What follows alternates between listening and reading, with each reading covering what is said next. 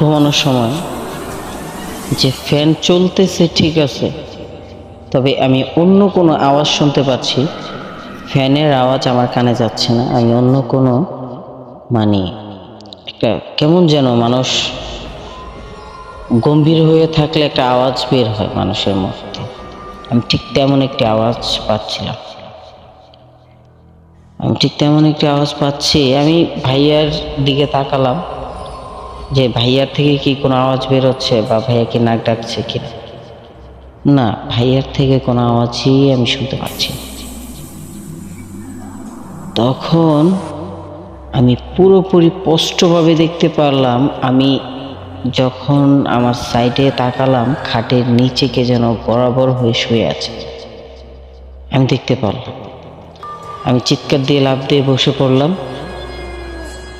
দেখি কেউ নাই। ভাইয়া উঠে গেছে আমার চিৎকার শুনে। কি হয়েছে? পরে বললাম, না মনে হয় আমি স্বপ্ন দেখছি, কি আসে বিষয় আমি বলতে পারলাম না, আমি ভয় পাইছি। পরে বলছে, আচ্ছা সমস্যা নেই, স্বপ্নই দেখছিস মনে হয়, শুয়ে পড়। তো আমি তখন আবার শুয়ে পড়লাম। কোনোভাবে দুটি চোখ এক করতে পারছি না, শুধু এই জিনিসগুলোই আমার মাথায় ঘুরছে যে আমার সাথে কি হচ্ছে, আমি কি দেখছি আর কি এইসব, বা কেনই আমাকে এরকম আমার সাথে এমন হচ্ছে।